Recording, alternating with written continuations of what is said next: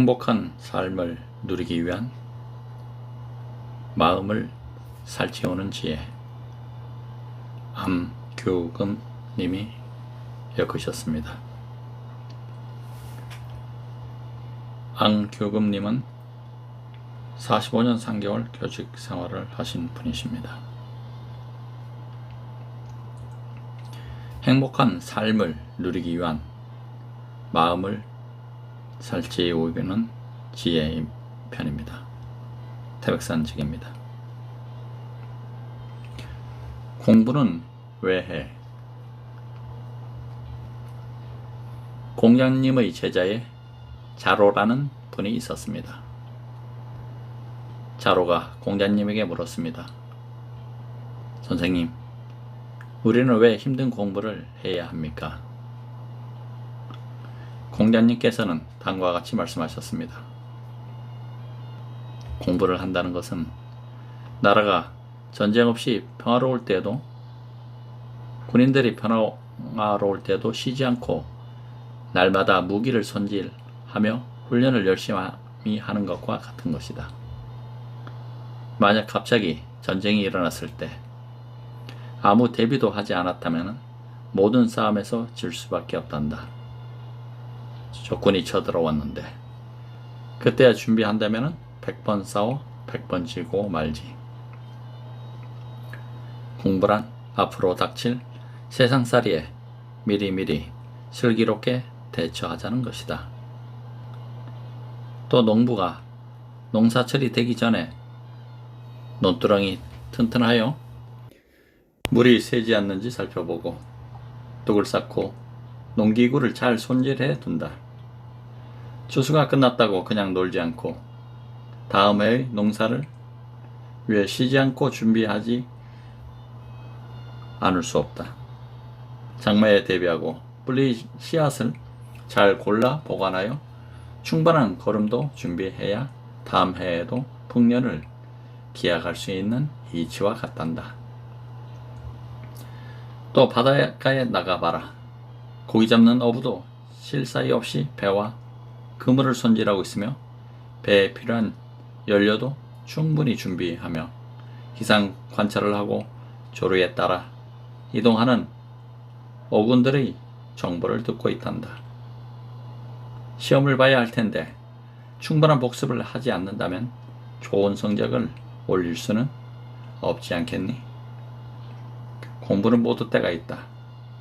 어려서 기회를 놓친다면 돌이킬 수는 없단다. 너희들은 쉽게 늙어간다는 것을 잊고 있는데 명심해둬야 할 일이 있다. 소년은 늙기 쉽지만 학문은 이루기가 어렵다. 1초의 시간도 가벼이 넘기지 말고 아껴 써라.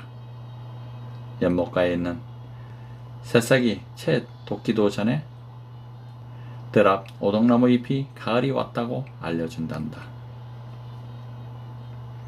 공자님과 제자인 자로의 이야기에서 우리가 배워야 할 것이 많이 있습니다. 공부란 우리가 어떤 일에 부딪혔을 때 그 일을 해결 나가기 위한 수단과 방법을 익히는 일이라는 것을 알 수 있습니다. 우리는 이 세상을 살아가면서 날마다 어떤 일에 부딪히고 또 해결해가며 살아갑니다. 어떻게 해결해야 바른 방법인지 몰라서 쩔쩔맬 때가 많습니다. 그럴 때마다 선생님이나 부모에게 물어서 해결해 갈 수는 없습니다.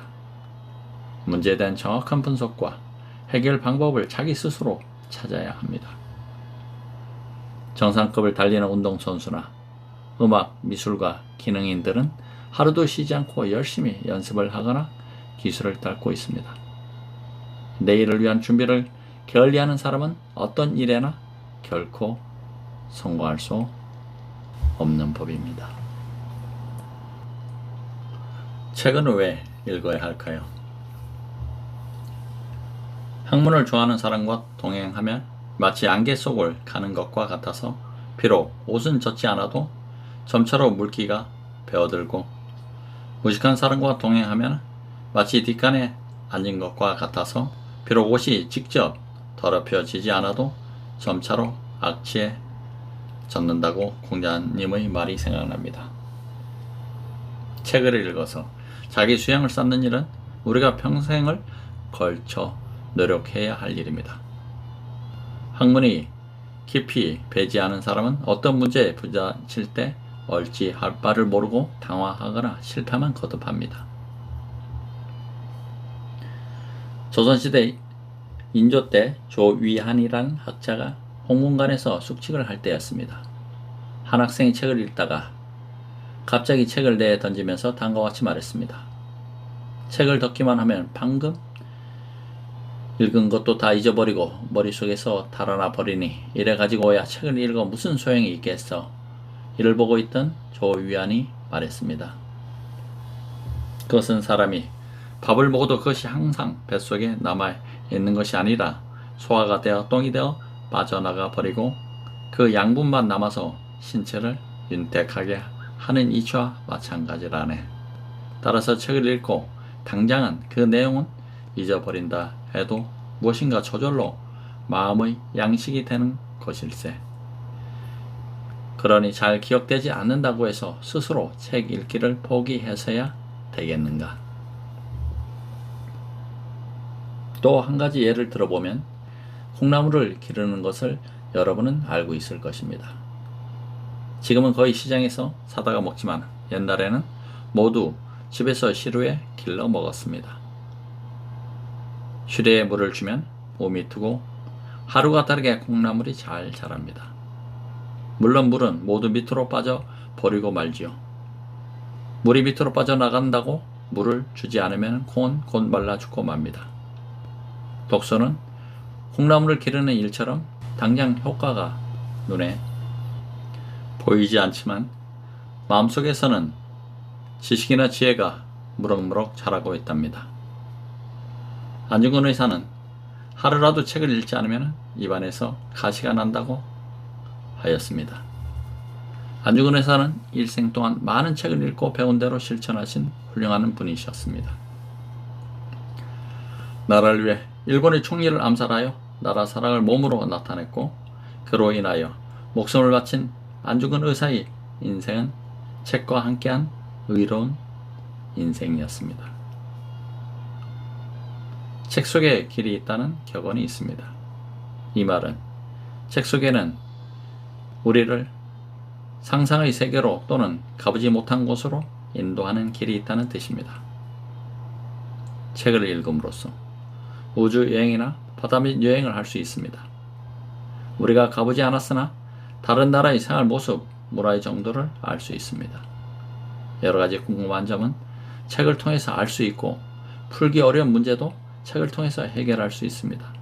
바로 책 속에 알아야 할 지식이 있고 지혜롭게 살아가는 방법이 있는 것입니다.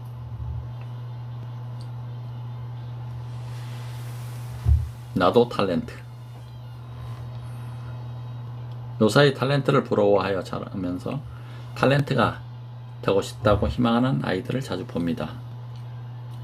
여기서 말하는 탤런트란 TV에 출연하는 사람들을 말하고 있습니다만 정확한 뜻은 재능이나 수완 등 특별한 분야에 뛰어난 재주를 가진 사람들을 모두 탤런트라고 합니다.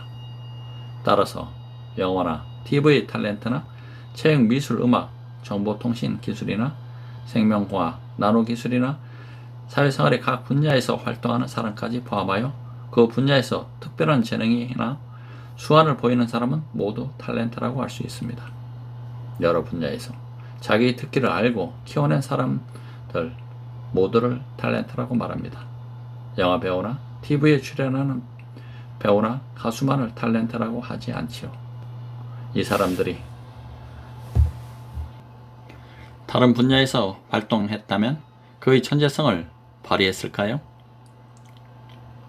배우로서 소질이 없으며 인물도 특징이 없어 특별하게 뛰어나지도 못하는데 TV의 탤런트나 영화배우 되기에 얽매여 일생을 보낸다는 것은 인생을 잘못 사는 꼴이 되고 맙니다.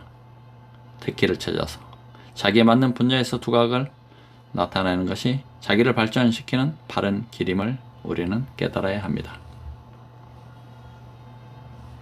미국의 학자인 루이스 타이먼이 천재 어린이 4,000명을 대상으로 조사한 내용입니다.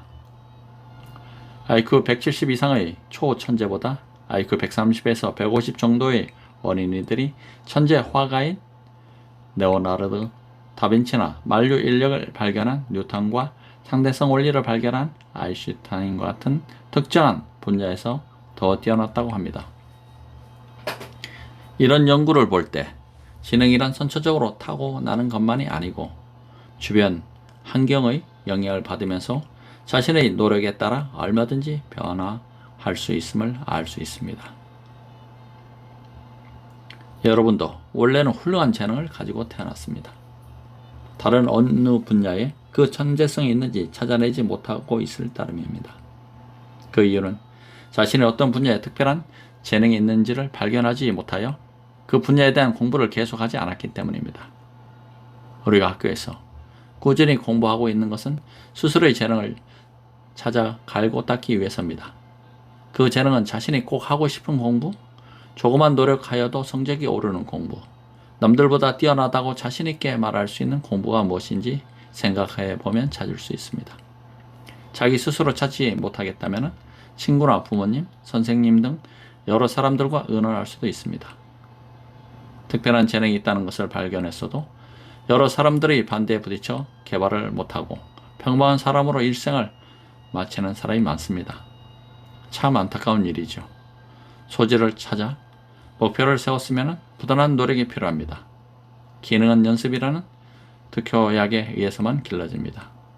나는 지금 어떤 사람인가? 나는 무엇을 해야 신바람나게 세상을 살아갈 것인가? 하고 늘 생각해봐야 합니다. 나도 탤런트입니다. 내 갈 길을 찾는 끊임없는 노력이 따르면 모든 사람들이 부러워하는 탤런트가 되는 것입니다. 다음은 마음의 공부에 대한 이야기입니다. 중국 고대의 송나라 사람인 장자는 철학자로서 도가의 대표적인 인물이며 노자 사상을 계승 발전시킨 분입니다. BC 369년에서 289년까지 살았던 인물로서 장자는 사람이 배우지 않고 살려는 것은 도술 없이 하늘을 오르는 것과 같고 배워서 지식이 풍부하면 마치 상사로운 구름을 헤치고 푸른 하늘을 보고 높은 산에 올라 사방의 바다를 내려다보는 것과 같다고 하였습니다. 가르치고 배우는 일은 인간이 인간답게 살고 문화생활을 하고 과학기술을 더욱 발전시키고 더 나아가서는 인류의 행복과 세계평화를 실현하는 필수 요건입니다. 옥돌도 다듬지 않으면 옥그릇이 되지 않고 사람도 배우지 않으면 도의를 알지 못하는 것과 같습니다. 또 명심보감 계몽편에는 사람은 누구나 학문이 아니고서는 어떻게 하는 것이 윤리에 맞는지 알기 어렵다. 즉 어떻게 하는 것이 효도이며 어떻게 하는 것이 충성이며 어떻게 하는 것이 공경이며 어떻게 하는 것이 신의를 지키는 것인지 알기 어렵다고 하였습니다. 우리는 지금 사람다운 사람이 되기 위해 공부를 하고 있습니다. 배우지 않으면 사람이 거칠어지기 쉽고 자신을 이기기보다 남을 이기려 안간힘을 씁니다. 제 자랑만 하고 남의 장점을 인정하려 하지 않습니다. 모든 잘못을 남의 탓으로 돌리고 원망하기만 합니다. 마음을 비우지 못하는 그런 채 발버둥만 치고 있습니다. 이런 일들은 사람으로서 해야 할 일이 못됩니다. 이런 어리석음을 슬기롭게 하기 위해 공부를 하고 있습니다. 사람이라면 남보다 남을 배려할 줄 알아야 됩니다. 검소한 생활을 할 줄 알아야 합니다. 그리고 용서하고 사랑할 줄 알아야 합니다. 사람이 갖춰야 할 특성 중에서 검소하고 겸손하고 용서하고 사랑할 줄 아는 공부야말로 아주 중요한 공부입니다. 사람이 동물과 다른 점은 웃을 수 있고 자기 잘못을 깨닫고 부끄러워하며 고칠 수 있는 힘을 가지고 있다는 것입니다. 빙그레 웃는 모습은 세상을 환하게 합니다. 늘 넉넉하게 생각하고 용서하고 사랑하는 마음이 있어야 환한 웃음을 웃을 수 있는 것입니다. 자기를 돌이켜보고 잘못이 있으면 부끄럽게 생각하고 다시는 잘못을 저지르지 않는 데 발전이 있는 것입니다. 밝은 미래를 보장할 수 있습니다. 미래가 보장되지 않고 어두운 생활이 엿보인다면 세상은 살 맛이 없는 것입니다. 지금 우리가 열심히 공부하고 있는 것은 사람다운 사람이 되어서 행복한 미래를 누리기 위해서입니다. 마음의 공부를 소홀하게 해서 아까운 시간을 놓쳐 버리는 어리석음을 겪지 않도록 해야 할 것입니다. 되어야 할 사람이 되려면 어떻게 해야 할까요? 사람에게는 꼭 있어야 할 사람, 있거나 없거나 별 관심이 없는 사람, 꼭 없어야 할 사람이 있습니다. 여러분 누구에게 물어봐도 꼭 있어야 할 사람이 되기를 바랄 것입니다. 그렇다면 어떤 생활을 해야 그런 사람이 될 수 있을까요? 친구들이 기쁠 때나 슬플 때, 또 어려움을 겪을 때 먼저 생각하고 찾는 사람이 되어야 합니다. 그런 사람의 생활 태도는 나보다 남을 먼저 생각하고 남에게 폐를 끼치는 일을 하지 않는 사람입니다. 친구가 어려운 일을 만났을 때 먼저 뛰어가 걱정해주고 유래해주며 해결해 나가는 방법을 같이 찾는 사람입니다. 내가 더 많이 갖겠다고 욕심을 부리지도 않습니다. 남을 딛고 올라서려 하지 않고 제 몸을 낮춰 친구를 지켜 올려주는 사람입니다. 디딤돌이 되어 안전하게 겨울을 건너게 도와줄 수 있으며 마음이 겸손하고 굳은 일을 마다하지 않는 사람입니다. 남을 헐뜯기보다 장점을 찾아 칭찬해주고 제 일처럼 기뻐해줍니다. 항상 웃는 얼굴로 바라만 봐도 즐거움을 느낄 수 있는 성격을 가지고 있습니다. 이런 사람에게는 이 사람만이 가지고 있는 특별한 향기가 배어나옵니다. 모든 사람은 사람마다 제각각의 향기를 지니고 있습니다. 그 향기도 향기 나름입니다. 맡아서 향기로워야지 나쁜 냄새가 난다면 사람들은 그를 가까이 하려 하지 않습니다. 향기로운 행동을 하는 사람에게서만이 향기가 나는 법입니다. 여러분이 가까이 하고 싶은 사람이 있다면 그 사람에게 어딘지 모르게 여러분을 끄는 향기가 나기 때문일 것입니다. 부처님의 이야기를 한번 살펴볼까요? 어느 날 부처님이 제자인 아난과 같이 길을 걷고 있었습니다. 거리는 한적하여 지나다니는 사람이 별로 없었습니다. 한참을 말없이 걷고 있는데 저만치서 웬 종이가 한 장 나부끼고 있었습니다. 이것을 본 부처님이 저 종이는 무엇이냐 하고 아난에게 물었습니다. 아난은 달려가서 그 종이를 주워와 이리저리 살펴본 후에 부처님, 아마 향을 쌌던 종이인 것 같습니다. 향기로운 냄새가 배어 있습니다. 라고 말했습니다. 그래. 부처님은 아무 말 없이 다시 걷기 시작했습니다. 한참을 가다 보니 이번에는 새끼줄이 바닥에 떨어져 있는 것이 눈에 띄었습니다. 부처님은 아난에게 그 새끼줄을 가져오라고 했습니다.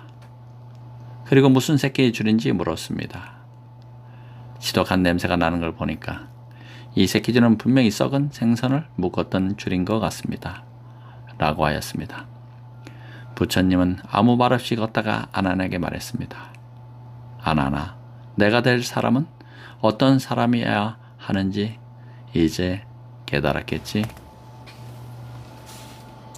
생각을 바꾸어 봅시다.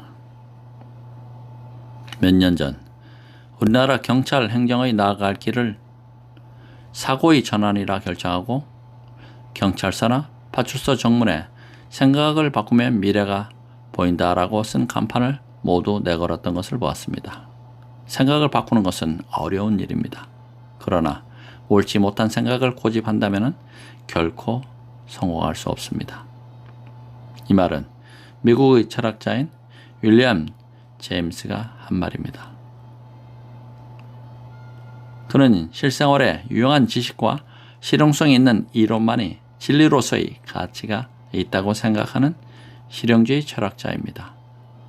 그리고 인간이나 동물의 의식과 행동의 방식 모양을 연구한 유명한 심리학자이기도 했습니다.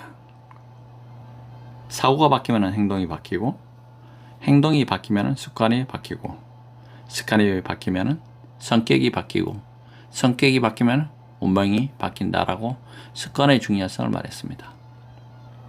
습관은 본디부터 타고나는 것이 아니라 길들여지는 것입니다.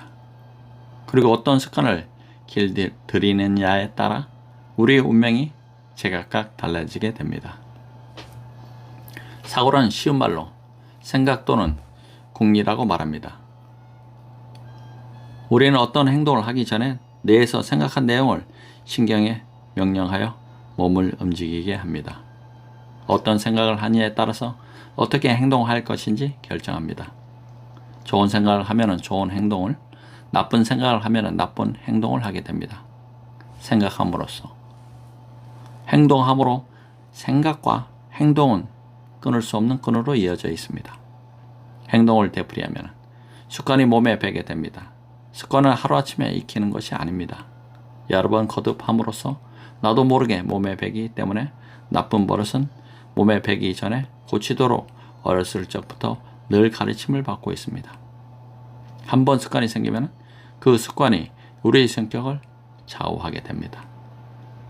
3살적 버릇이 8까지 간다는 우리 속담은 이런 뜻입니다. 성격은 사람들마다 보이는 일정한 행동 경향입니다. 모든 사람들의 성격이 다른 것처럼 행동도 다 다릅니다. 성격은 사람들의 말과 행동을 일으키는 근본 바탕입니다. 따라서 성격은 우리의 운명을 지배합니다. 성격에 따라 운명을 지배하기 때문에 성격은 운명의 어머니요, 운명은 성격의 아들입니다. 한 개인의 성격이 한 개인의 운명을 지배하고 한 민족의 성격이 한 민족의 운명을 좌우하기 때문에 민족의 운명을 바꾸려면 민족의 구성 요소인 인간의 성격을 바꾸는 데서부터 시작해야 합니다. 행복한 생활을 누리는 지름길은 나 스스로 좋은 성격을 만들어 가는 데 있는 것입니다. 이번에는 이 시간을 어떻게 살아야 할까에 대해서 알아보도록 하죠. 톨스토이의 3가지 의문이라는 단편 중에 이 세상에서 제일 중요한 때는 현재이고 이 세상에서 제일 중요한 사람은 지금 내가 만나고 있는 사람이며 이 세상에서 제일 중요한 일은 지금 만나고 있는 사람에게 착한 일을 베푸는 것이라는 내용의 글이 있습니다. 이미 지나가버린 시간에 미련을 두거나 앞으로 올 확실치도 않은 미래의 시간에 희망을 걸기 전에 지금 나에게 주어진 시간을 값있게 활용하는 것이 제일 중요하다는 뜻입니다. 성공의 비결은 보통 사람들처럼 오늘 이 시간을 낭비하는 것이 아니라 보람있게 이용하는 데 있습니다. 삶이란 무엇일까요?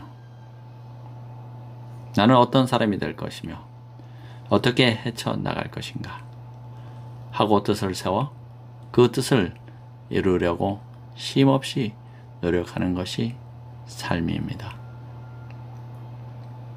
뜻을 세웠으면 두 번 다시 돌아올 수 없고 누구에게 빌리거나 나눠줄 수 없으며 아껴두고 오래오래 쓸 수도 없는 이 지금의 시간을 가장 보람있게 효과적으로 쓰도록 힘써야 합니다. 우리는 혼자서 살 수가 없습니다. 좋든 싫든 반드시 어떤 사람이나 다른 대상물과 함께 마주하며 시간을 보내고 있습니다. 가정에서는 부모님과 식구들, 학교에서는 선생님과 친구들, 사회에서는 이웃이나 친척들이 자연 환경 속에서 어울려 살고 있습니다.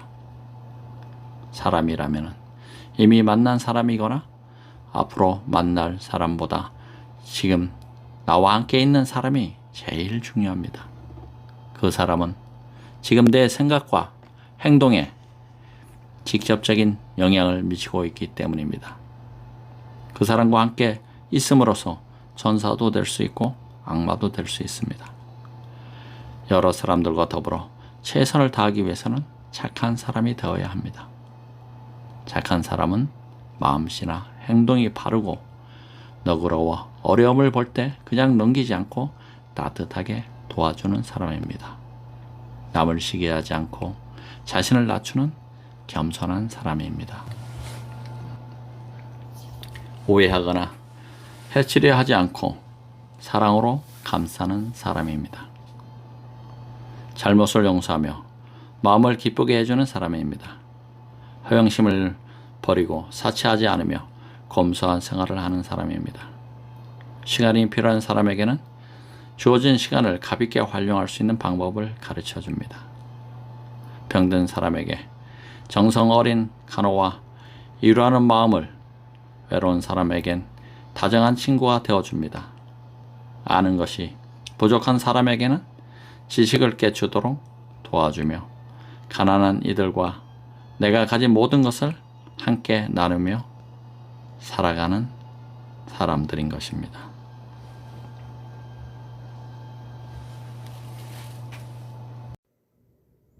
마음을 잘 지우는 지혜 첫 번째 얘기였습니다. 태백산직이었습니다. 감사합니다.